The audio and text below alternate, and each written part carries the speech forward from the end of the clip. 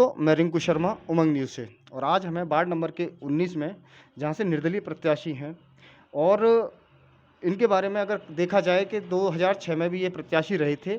काफ़ी व्यवस्था इन्होंने वार्ड में ऐसी की थी जिस समय ये वार्ड प्रत्याशी थे जो कि काफ़ी नामुमकिन थी। लेकिन अभी इनको ये दोबारा मौका मिला है और आइए जानते हैं इनका परिचय और इस बार अगर ये चुन के आते हैं, तो किस तरह से ये विकास का जो वार्ड का विकास है, वो किस तरह से करेंगे? क्या-क्या इनके काम होंगे, जो इन्होंने इस समय अभी सोच रखे हैं? नमस्कार सर, अपना जो परिचय है हमारे दर्शकों को दीजिए। जी। जी, मैं विजय सिंह मेरा नाम है। जी। मेरा वार्ड नंबर 19 है जी। और मैं पहले भी जीता था जी। सन 2006 में जी। और फिर दोबारा जनता ने मुझे मौका दिया है जी। बनाने के लिए, चुनने के लिए। जी। अब हमारा मकसद ये है कि हमारी जनता के बीच में जब हम चुन के आते हैं, जी। जीत अगर हासिल होती है जी। तो हम विकलांग हैं जी। और जैसे मतलब इनकी वृद्धा पेंशन है जी।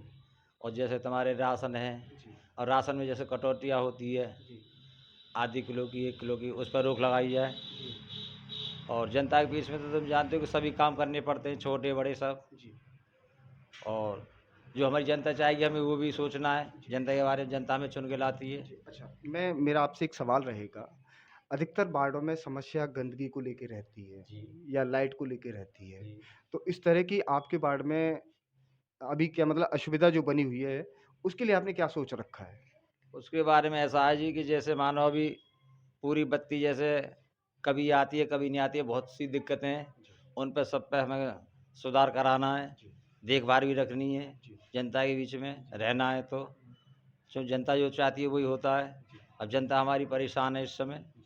और भी जगह पानियाँ भरे हुए हैं, नाली गड्ढा हैं वो भी हमें कराने पड़ेंगे। जी।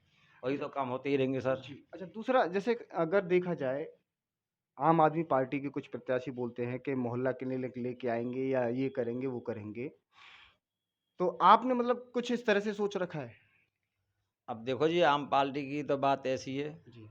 कि अभी ये नई-नई पार्टी है, जी। हमारी यूपी में अभी आना मुश्किल है। जी।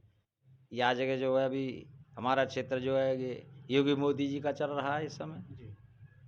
तो ओसे वो हमारे वार्ड से क्या अलीगढ़ क्षेत्र से हुँ। यूपी में हुँ। आ चुके हैं, सेंध तो वो लगा ही रहे हैं, हुँ। ऐसी बात नहीं है, सेंध तो लगाएँगे वो लोग। हुँ। लेकिन अब वो आ जाएँगे जब देखी जाएगी, अभी तो उनका चल रहा है मसला। जी। नहीं, मेरा कहने का मतलब था, क्या आप स्वास्थ्य सेवा को लेके अपने वार्ड में कोई सुविधा चालू करेंगे अपने वार्ड के जो वोटर्स हैं या जो निवासी हैं उनके लिए?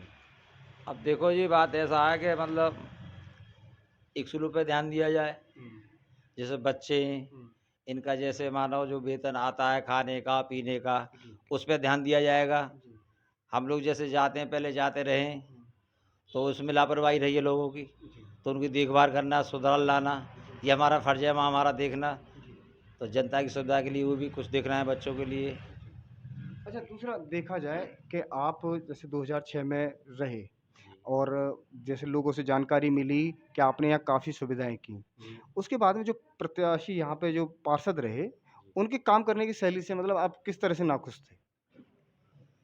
ऐसा है सर, ये यहाँ पर बीजेपी का क्षेत्र रहा है ये वैसे। जी। तो हमारे हुँ। यहाँ बीजेपी वाले ऐसे चुन के आते हैं, उनको जनता चाहती नहीं है। जी। वो विकास भी नहीं करते हैं, जो छोटे चुन के आते हैं, बड़े वोट की तो हम बात क्या करेंगे, हम तो अपनी बात करते हैं छोटे स्तर से ही। जी। अब जनता हमको निर्दलीय खड़ा कर देती है बार-बार। हम प्रयास करते हैं, टिकट हमको मिलती नहीं है सर। हुँ। इतनी मेहनत करते हैं, उसके मेहनत करने के अनुसार भी हुँ। हमको टिकट नहीं दी जाती है सर। जी। अब ये लोग जो कहा टिकटों को बाहर वाले वार्ड वालों को लड़ा देते हैं। जी। अपने वार्ड में किसी को समझते ही नहीं है। हुँ। तो इसलिए हमको हमारी जनता खड़ा करती है, हुँ। तो हमको लड़ना पड़ता है सर। जी। क्योंकि हमने तो कार्य बहुत किए और करवाते रहेंगे, जनता के बीच में रहेंगे।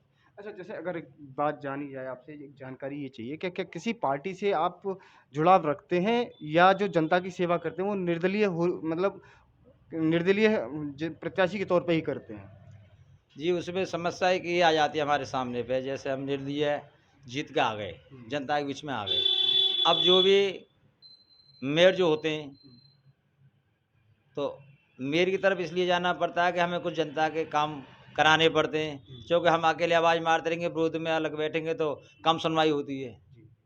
और जिसका वो मेयर चुन के आता है, हम उनको समर्थन दे देते हैं अपना, कि अपनी जनता ही अपना कुछ काम खींच के लाएं, हमें कुछ काम कराएं, इसलिए चुने जाते हैं। मतलब ये है कि जो दमदार पार्टी का अगर मेयर चुन के जाता है तो वो निर्दलीय प्रत्याशी को काम नहीं करने देता है, इसीलिए उनको समर्थन देना पड़ता है। जी, जी हाँ। अच्छा, अगर मान के चलो इस बार अगर कोई निर्दलीय प्रत्याशी ही मेयर बन के आए,